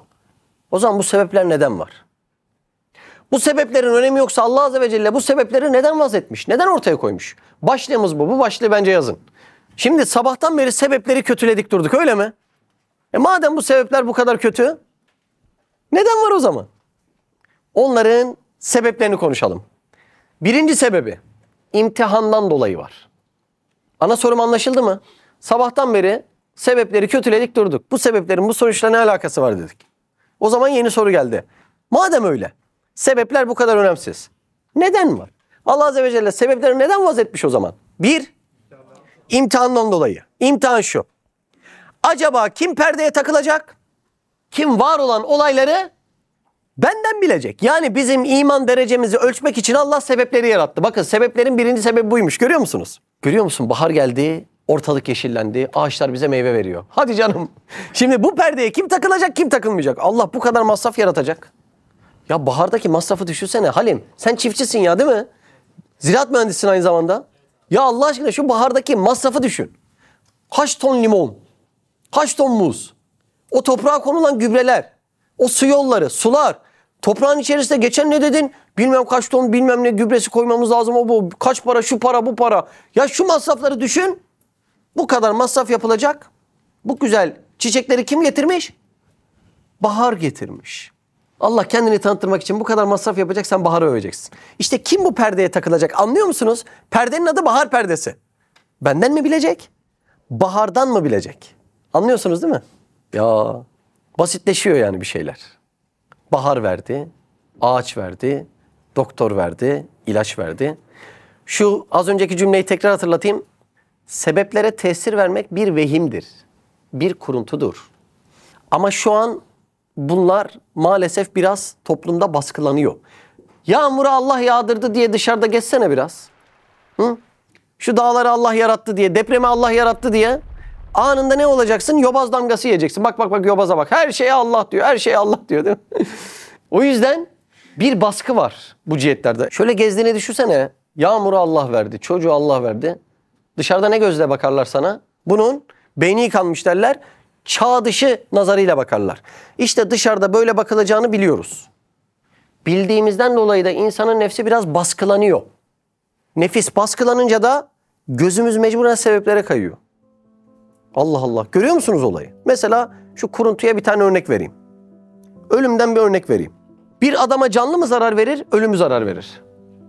Canlı zarar verir. Ama her gün onlarca canlının içerisinde yürüyoruz, geziyoruz. Kabire gidip bir saat şu gece uyu desek kimse uyuyamaz. Madem o zaman durum öyle. Canlı zarar verir. Niye canlıdan korkmuyoruz da ölüden korkuyoruz? Kuruntu böyle bir şey işte. Hakikati bizden gizler. Toplumun baskılamasıyla oluşan kuruntulardan bir tanesi de depremi Allah yaratır, ölümleri de Allah verir de hadi ondan sonra başına geleni hep beraber seyredelim, değil mi? Ne derler? Anında yobaz diye damga vururlar. Neden böyle diyorlar? Bir meseleyi anlamadıklarından. Esbab dairesi, sebepler dairesi ayrı bir meseledir. Kudret dairesi, Allah'ın icraat gördüğü daire ayrı bir şeydir. Sebepler dairesinde insanın mesuliyeti vardır ve mesuliyetinin tamamını yapman lazım. Sen o binayı kötü yaptığında, dandik yaptığında hem mesulsün, hem günaha gireceksin, hem zalimsin, hem de hainsin. Ama sen zalim ve hainsin diye ölümü sen yaratmış değilsin. Ölüm kudret dairesinde yaratılan bir şey. İşte bunlar birbirine girip karışıyor. Anlıyorsunuz değil mi olayı? Biz sebepler dairesiyle kudret dairesini birbirine karıştıra maalesef insanları biraz İslam'dan soğuttuk. Bir tanesine bakıyorsun, sebepler dairesinde kalmış. Korona dönemi geçiriyor. Sebepler dairesinde kalmış. Vesvese yapmaktan, her şeyi sebeplerden bilmekten kafayı yemiş. Ötekine bakıyorsun, sebepler dairesini kullanmıyor. Kudret dairesinde kalmış. Hiçbir tedbir almıyor. Ya zaten ölümü de Allah yaratır diyor. Sebeplerine müracaat etmiyor. Ona bakan da işten tiksiniyor, öbürüne bakan da işten tiksiniyor. Demek ki bu arasında bir denge olması lazım. Deprem meselesinde de öyle. Deprem olduğunda Twitter'da hep aynı olay olur, değil mi? Birileri der ki depremi Allah yarattı, ölümleri Allah yarattı. Öyledir. Öteki der ki olur mu ya Allah'ın haşa haşa haşa ne işi var? Müteahhitlerin mesuliyeti vardır. Evet o da doğru. Müteahhitlerin de mesuliyeti var. Esbab dairesinde onların mesuliyeti vardır. Oradan çaldıkları bir demir, bir tuğla onlara bela olarak dönecektir de yani. Haindir, zalimdir. O kadar insan da günahına girmiştir. Ama ölümü müteahhit yaratmamıştır. Eski kavimlerde Allah Azze ve Celle'nin yarattığı ölümden kaçmak için taştan evler yapmışlar. Allah da onların canını depremle değil sesle almış. Anlıyor musunuz olayı? Şimdi ölümü veren ne oldu? Gene Allah oldu. Şimdi ölümü veren müteahhit midir orada? Sebepler dairesinde adamın yaptığı kötü binalardan dolayı adam mesul müdür? Mesuldür, zalimdir, haindir. Ama kudret dairesinde ölümü veren müteahhittir dediğinde sen itikadına zarar görürsün. Yani o müteahhit yaptığı binada 3. katta kimlerin öleceğini tespit ediyor mu? Etmiyor. Mesela bizim Abdullah Mesut Eden'in annesiyle bacısı vefat etti. En son depremde, Maraş depreminde biliyorsunuz. Babası da aynı evde. Yani çok enteresan. Bina yıkılırken babası pencereden düşüyor, doğru mu? O sarsıntıyla düşüyor. Çizik yok. Burada 1 ay 2 ay misafir ettik. Çiziği yok. Ama annesiyle kız kardeşi vefat etti. Allah rahmet eylesin. Gani gani inşallah. Şimdi yani orada o ölümü tespit eden ya bunlar ölsün de bunlar ölmesin diyen müteahhit mi oluyor? Hayır. Lütfen bu noktadaki ince çizgileri yakalamamız lazım. Zaten imanın en ince noktaları bu çizgiler. Sebepler dairesinde bu işleri kötü yapanlar mesuldür. Ama kudret dairesinde o adam zalimdir diye ölümü o yaratmış değildir. Bunu dediğin anda sen itikadından olursun. Bu çizgiler çok önemli meseleler. Bu iman dersleri anlaşılmadığından dolayı hem bu çizgiler sağlanmıyor, hem birisi onun protestosunu yapıyor, biri de öbürünü savunuyor zannıyla onun protestosunu yapıyor. Bu çizgiler görülmediğinden dolayı da insanlar maalesef bu işlerden biraz anlamıyorlar. Anlamadığı şeylerle yoruluyor artık bir müddet sonra. Anlıyorsunuz değil mi demek istediklerimi? Çok önemli. Yani mesuliyet altına girmemek için sebepler dairesinde insan işini sağlam yapması lazım. Ama yıkan odur, öldüren odur diyemezsin. Onları yaratan Allah'tır. Evet. Burası anlaşıldı mı acaba? Anlaşıldı. Ana konumuz neydi? Sebepleri Allah neden yarattı? Hatta şöyle dedik, derste sabahtan beri sebepleri kötüledik durduk. Madem öyle Allah niye yarattı sebepleri? Birinci sebep neydi? İmtihandan dolayı. Bazı imtihanlar da çok şiddetli. Az önce gördüğünüz gibi bir deprem imtihanı, bir sel imtihanı. Orada hem sebepler dairesinde işin mesullerini alacaksın. Onlara ibreti alem olsun diye, başkaları aynı zalimliği yapmasın diye onlara gerekeni yapacaksın. Ama ölümü onlar yarattı diyemezsin. Bu yıkımı onlar yarattı diyemezsin. Ne ince çizgi değil mi? Evet. İkinci sebep. Sebepler niye var? İkincisi itirazlar onlara gelsin diye. Şimdi aklın nazarı zahirisi vardır. Ne demek o? Akıl duyguların aldığıyla hükmeder. Böyle bir özellik var akılla. Ne diyoruz buna? Nazarı zahiri. Duyguların aldığıyla hükmeder. Mesela çok affedersiniz bir örnek vereceğim. Pislik şeklinde bir çikolata olsa. Şimdi akıl biliyor ki bu çikolatadır, lezzetlidir. Ama göz onu görüyor, öyle algılıyor ya, onu yemek İstemiyor. Duygular birbiriyle çatışıyor. Anladınız mı? Şimdi kalp hükmediyor, akıl hükmediyor. Diyor ya bu çikolatadır, güzeldir. Ama göz, duygular, nazarı zahiriyle onu kötü algılamış ya. O yüzden onu yemek istemiyor. Zaten üretici firmalar da o şekilde yapmıyorlar. Neden? Yapsalar satılmaz. Çünkü insanlar onun hakikatte çikolata olduğunu bilse de aklın nazarı zahirisine çirkin geldiğinden onu o şekilde yapmak istemez. Şimdi olumsuz hadiseleri kalbimiz Allah'tan bilir. Tamam. Hayrı da yaratan Allah'tır, şerri de yaratan Allah'tır. Ama aklın nazarı zahirisi öyle demiyor. Trafik kazasında bir sevdiğini kaybediyorsun. Çok vahşi bir şekilde onun görüntüsünü görüyorsun. Şimdi kalbin Allah'tan diyor ama o görüntü aklın nazarı zahirisine takılıyor ve sen bunu böyle kabul edemiyorsun. Hele hele bir sevdiğin cinayetten öldürülse hadi bakalım. Tamam, kalbin diyor ki evet ölümü yaratan Allah'tır ama aklın nazarı zahirisi mutlaka sebeplerin perdesine takılıyor. Öyle olduğundan Allah Azze ve Celle merhametten dolayı perde koydu ki zayıf insanlar şikayetlerini Allah'a değil perdelere merci bilip sunsunlar diye. Anladınız değil mi? Mesela insanın sevdiği birini kaybetmesi, yani ölüm meselesi insana çok ağır gelir. Ölüm meselesi ağır gelince de o insan isyan etmesin diye buyurun perdeler vardır. Mesela insan sevdiğini kaybeder, ne der? Ah şoför, ah zalim şoför, sevdiğime vurdun, benden aldın diyecektir. Birinci perde olarak neye takılacaktır? Trafik kazasına. Hadi daha zayıf biri diyelim. Gitti ikinci perdeye takıldı. Ah Azrail, ah Azrail, sevdiğimi benden aldın. O perdeyi de aşıp haşa Allah'a takılırsa bu sefer o kişi hem asi olur hem fasık olur. İşte Allah Azze ve Celle bizler gibi böyle zayıf imanlı olanlar haşa isyanları ve itirazları bizzat Allah'a ulaşmasın diye nazar-ı zahirimize olumsuz gelen olayları perdeli perdeli yaratmıştır. Sebeplerin olmasının ikinci hikmeti budur. Bu perdeye ihtiyacı olmayıp kuvvetli imanı olanlar var mıdır? Onlar da vardır. Mülk cihetinde, yani görünen cihette görür. Çok sevdiği biri vahşi bir şekilde ölmüştür. Ama o insan melekut cihetini de bilir. Ya o kişi şehit oldu der. Öyle mi? Melekuti ne kadar güzel her şeyin, değil mi? Biz bu sebepleri yırtıp işin hakikatini öğrenmek zorundayız. Sanki Kur'an'dan bu dersleri almama lüksümüz var gibi yaşıyoruz. Boş! Zorundayız. O perdeleri yırtıp işin melekutuna, hakikisine gitmek zorundayız. Çok önemli mesele. Sebepler neden yaratılmıştır? Üçüncü sebep, Allah'a esmasını göstermek istiyor. O yüzden de sebepleri yaratıyor. Yani üçüncü sebep esma. Bir neydi? İmtihan. İki neydi? İtiraz. Üç nedir? Esma. Perdenin iki sebebi vardır. Perde ya gizler, evimizdeki perde gibi içeriği gizler, ya da gösterir. Sinema perdesi gibi görüntüyü gösterir. Doğru mu? Sebeplerin de iki vazifesi var. Ya gizliyor, haşa Allah gizliyor, ya da onun esmalarını gösteriyor. Kimler yarattıklarımın üzerindeki esmalarımı okuyacak, beni tanıyacak? Kimler onlara takılıp gizlenecek ve esmalarımı okuyamayacak diye bir olay vardır. Sebeplerin yaratılmasının üçüncü sebebi esma meselesidir. Bir örnek vereyim. Bir arkadaşımın kedisi ölmüş. Ev matemhane. Vaveyla ediyorlar. Vay canım vay gülüm diyorlar. Şimdi öncelikle şu var. Allah Azze ve Celle o kediyi senin evine neden misafir gönderdi? Bir sinema olarak. Kedi sinemasından benim isimlerimi izle dedi. Ya yani Allah isimlerini okutturmak için kediyi sana misafir gönderdi. Önce şunu sormak lazım. Hiç kediye bakıp onu okudun mu? Ya şu kedinin üzerindeki desenlere, şunun rızıklandırılmasına, şunun uyumasına, kaşına gözüne bak. Aynı gözler bende de şu ölçüde var deyip Allah'ı okudun mu? Mesela kediden ne okunabilir? Bakalım. Renklerinden Allah'ın mülevvin ismi okunur mu? Okunur. Süslerinden müzeyyin, suretinde musavvir okunur. Vücudunda hakim, bari, halık okunur. Sesinde zakir okunur. Yürümesiyle Rab ismi okunur. Yemesiyle Rahman ve Kerim ismi okunur.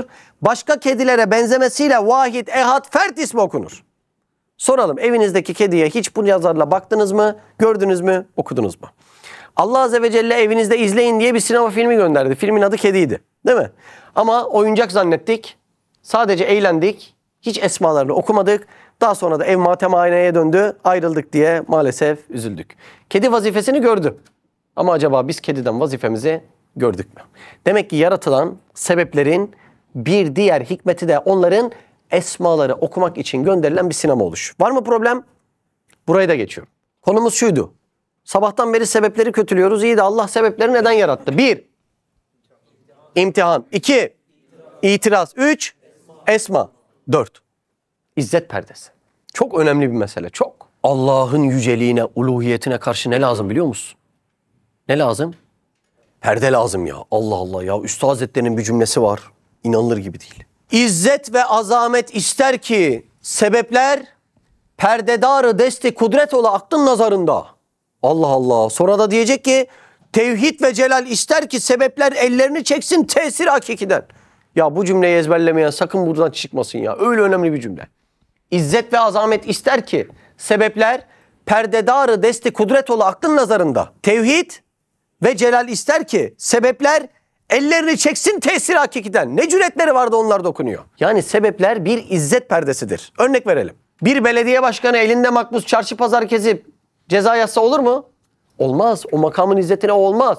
Onun için o zabıtayı görevlendirecek. Yani bir perde görevlendirecek. Doğru mu? Emniyet müdürü ışıklarda dursa, her kırmızıda geçene ceza yazsa olur mu?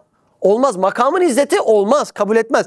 Makamın izzeti o işi bir memurunun eliyle yaptırılmasını gerektirir. Doğru mu? Bak. İzzet ne gerektirir? Perde. İzzet ne gerektirir?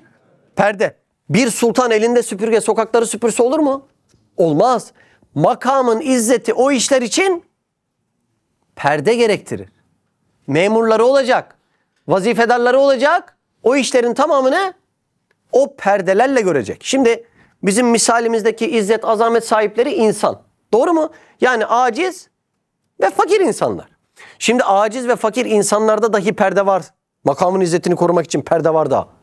Sonsuz olan Allah Azze ve Celle'de o makamın izzeti için ve azameti için perde olması şarttır. Anlıyorsunuz değil mi? Anlaşıldı mı? Sebepler niye varmış? Perde olduğundan dolayı. Allah Allah. Yeni madde. Perde olmasaydı Allah'a muhatap olamazdık. Allah'ın izzet ve azametine karşı kimse ayakta dimdik duramaz. Allah Azze ve Celle'ye muhatap olmamız için mecburen ne lazım biliyor musunuz? Perdeler lazımdı.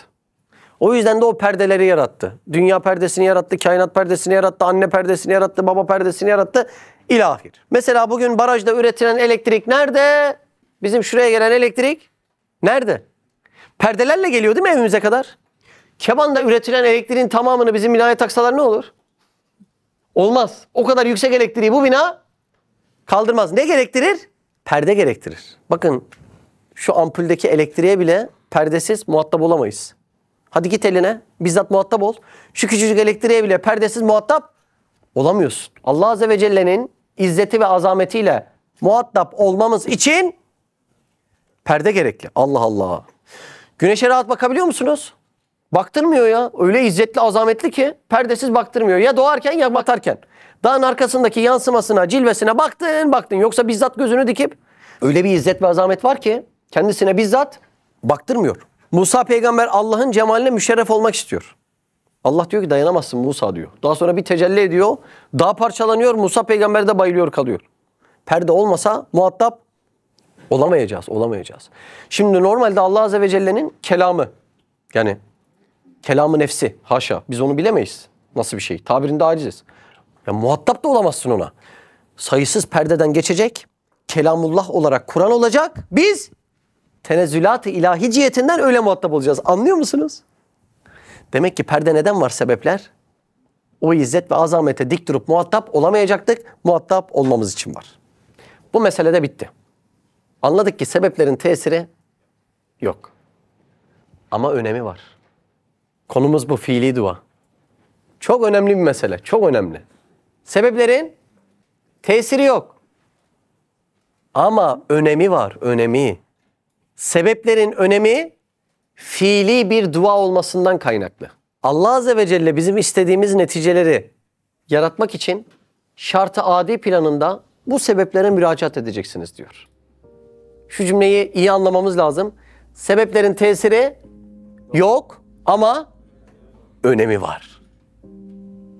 Sebepleri yaratan Allah'sa, sebeplere karşı bir müracaat Allah'a karşı saygının ifadesidir. Şu ilaç şu ilaçtan daha iyidir. Olabilir mi? Sebepler cihetinde evet. Birinin birinden iyi olmasının bir önemi var. Ne cihette önemi var? Daha iyisini alırsam daha iyi şifa mı yaratır bana? Hayır, yaratamaz. Onu dersin 1. bölümünde hallettik. O konuyu açma. Fiili dua olarak daha samimi olur Allah. Anladınız mı olayı? Ya şu araba şundan daha dayanıklı, daha güvenlidir. Hani ölümü yaratan Allah'tı. Bu nereden çıktı şimdi? Hayır, öyle değil. Sebeplerin bir önemi var. Sen daha kaliteli, daha güzel sebebe müracaat edip o gayreti gösterince Allah'a daha samimi geliyorsun. Çünkü ihlas dediğin samimiyet olayı amelde saklıdır. Onun adı da fiili duadır. İhlas, fiili duanın tam karşılığıdır. O yüzden niyetinizde demiyor, amelinizde rıza ilahi olmalı diyor. Nasıl olay? Allah Allah. Şimdi bir insana sadece sebeplerin tesiri yok desen alacağın cevap belli. O zaman çalışmayalım mı? Dostum, sebeplerin tesiri yok ama önemi var. Sebepleri kullanmak, bu kelime çok önemli. Zaten başlığımız bu. Fiili duadır. Ama netice o sebeple alakasızdır. Sen o sebep kapısını çalınca Allah Azze ve Celle'nin memnuniyeti artıyor. Mukaddes bir şekilde ve ona göre de fiili duanı kabul edip onun karşılığında bir netice yaratıyor. Yoksa benim hastalandığım zaman bir ilaç içmem veya sizin yazdığınız 3 ilacı içmem arasında fark var mı? Sebep cihetinde var. Öyle değil mi? Yoksa içmeyelim, kullanmayalım onu. İşte bu dersi, bu meselelerini de bitirmesi lazım. Sebeplerin tesir gücü sıfırdır ama önemi vardır. Şimdi adam her türlü sıkıntıya katlanıyor, bahçesini yapıyor. Doğru mu? En iyi toprağı buluyor. Var mıdır en iyi toprak diye bir şey? Var. Volkanik toprak, kırmızı toprak daha iyi. En iyi gübreyi getiriyor, en iyi bilmem neyi yapıyor. Ne diyor biliyor musunuz? Allah'ım ben bu konuda samimi olduğumu sana fiillerimle gösteriyorum diyor. İşte sebeplere müracaat bu demek. Allah Azze ve Celle de eğer ben bu duayı kabul edersem sana daha güzel meyveyi ikram edeceğim diyor. Doğru mu? Doğru. Sebeplerin tesiri yok ama önemi vardı. Tesiri olmadığını da görelim diye bazen gösterir. Adamın biri arsasını çekmiş ya, darı dikmiş. Videoda diyor ki Allah'ım bak bu benim arsam diyor. Darı çıkmadı. Bu da komşunun arsası diyor. Nasıl darı çıktı diyor. Ya diyor ben benim arsaya gittim, en iyi gübreyi kullandım, en güzel ilaçları verdim diyor. Hiç darı çıkmadı. Ya bu komşu bir şey yapmadı, en iyi darı çıktı. Ya bu namaz da kılmıyor diyor. Hep aynı sebepten aynı netice çıkmaz. Niye? Sebeple neticenin alakasız olduğunu göstermek için. Sebeplerin tesirin olmadığının örnekleridir. Ama sebeplerin önemi vardır. Allah Allah, çok önemli. Medine'ye hicret ederken Efendimiz Aleyhisselatü Vesselam Ümmü Mabed'in çadırına gider. Orada cılız, süt vermeyen bir tane koyun bulur. Der ki getir koyunu. Ya Resulallah der. Bu koyun süt vermez ki, kısırdır. Sen getir yine de. Getirir. Efendimiz Aleyhisselatü Vesselam mübarek elleriyle dokunur. Bir dua eder. Bütün orduyu doyuracak süt gelir. Ya Resulallah sen zaten sütün ikramına bir mucize olarak sebep olacaktın. Doğru mu? Doğru. Sütü gökten yağdırsan olmaz mıydı? Olmazdı. Bir sebebi kullanıyor. Allah Azze ve Celle mucizelerini dahi sebeplerin eliyle veriyor. Sebeplerin önemi vardır ama tesiri yoktur. Bu soruyu sormak lazım. Ya Resulallah süt ikram edecektiniz. Gökten yağsaydı olmaz mıydı? Hudeybiye'ye giderken bir kuyuya denk geliyorlar. Kuyuda kaç kişilik su var? 50 kişilik. Hudeybiye'de Müslümanlar kaç kişi? 1400 kişi. Diyor ki bana bir kırba su getirin diyor. Kuyudan. Mübarek ağız suyunu akıtıyor. Bir de dua ediyor Efendimiz Aleyhisselatü Vesselam. 1400 kişi kana kana içiyorlar. Ya Resulallah su mucizesi. Yani direkt gökten böyle sofra sofra inse olmaz mıydı? Olmazdı. Allah Azze ve Celle mucizelerini basit perdeler altında yapıyor. Görüyor musunuz bak? Bir kırba su ne oldu? Dua oldu. İşte bu bize düşendir. Sen bir kırba suyu getir, ben sana okyanusları vereceğim. Sebep perdesine takılanlar da ne diyor biliyor musunuz? O bir kırba suda bir iş var. Var. Fiili dua var. O kadar. Orada görmen gereken yer orası değil. Orada görmen gereken sebeplerin tesiri yoktur ama önemi vardır. Musa peygamber asasını vuruyor, 12 yerden su çıkıyor. Vurmasaydın ya Musa asanı, su çıkmayacak mı yerden? Çıkacaktı. O sebebi neden kullandın? Sebeplerin önemini göstermek için. Görüyor musunuz? Allah Allah. Hendek gazvesinde Cabir bin Abdullah Efendimiz Aleyhisselatü Vesselam'ı yemeğe davet ediyor. Zannediyor ki sadece Efendimiz Aleyhisselam gelecek. Efendimiz Aleyhisselam kaç kişiyle geliyor? 400. 400 kişiyle bir geliyorlar. Cabir bin Abdullah şokta. Mübarek annemiz hanımı da öyle değil mi? Daha sonra bütün orada onarlı gire gire her birisi doyup doyup çıkıyor. O bir kazan yemek olmasaydı ya Resulallah, direkt o mucize gösterirseydi olur muydu? Olmadı. Sebeplerin önemini göstermek için bunlar gözüküyor bize. Görüyor musunuz olayı? Son konuyu, son parçayı da anlatıp çıkıyorum. Sebeplerin önemini anlatmak için. Şurada bir avuç toprak olsa, elimde de bir tane tohum olsa. Allah Azze ve Celle o tohumu hiç toprağa koymadan elimdeyken ağaç yapabilir mi? Çok güzel. Yapar mı? Yapmaz. Çok güzel işte, tam böyle. Allah Azze ve Celle toprağa koymadan tohumu ağaç yapabilir ama yapmaz. Şartı adi planında hiçbir işe yaramayan, zerre tesiri olmayan sebepleri kullanıp fiili duanı yani samimiyetini görmek istiyor. O zaman şöyle yapacağız. Elimize bir tohum alıp şunu diyeceğiz. Ya Rab, hiçbir işe yaramayan bu tohumu, hiçbir işe yaramayan bu toprağa koyup, hiçbir işe yaramayan bu suyu üstüne döküp, hiçbir işe yaramayan güneşe çıkardım. Sana bu şekilde samimiyetimi yani fiili duamı sundum. Neticede sendendir ya Rab diyeceğiz. Acaba günlük hayatımızda kaç işte sebeplerden bilip maalesef şirke düşüyoruz? Kaçında da ya ben fiili duamı yapıyorum ama neticeyi yaratan Allah'tır. Dilediği gibi yaratır diyoruz. Dilediği gibi. Allah Allah. Bugün bir arkadaşla konuşuyorum da hizmetin bir işi var. Ya şu vize başvurusunu yapsana diyorum. Ya çıkmıyor diyormuş, şöyle diyormuş, böyle diyormuş falan filan. Ben de dedim ki ya bu sebeple neticeye niye bu kadar takılıyorsun?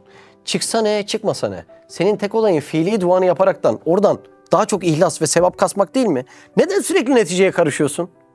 Ki görmüyor muyuz yani? Kimisi bir anda diyor ki ben hiç çıkacak adam değildim, nasıl çıktı? Başkası başka bir şey söylüyor. Oralarda bile neticeye karışıyoruz ya, Allah Azze ve Celle bize yürüyecek mecal bile bırakmıyor.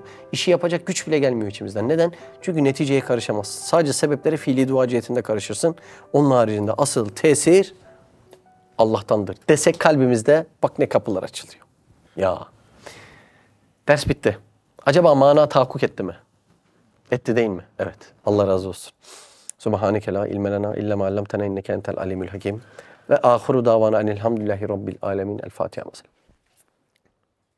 Siz de Hayalhanem'in yurt içi ve yurt dışı projelerine destek olmak için aşağıdaki iletişim numaralarından bizlere ulaşabilirsiniz.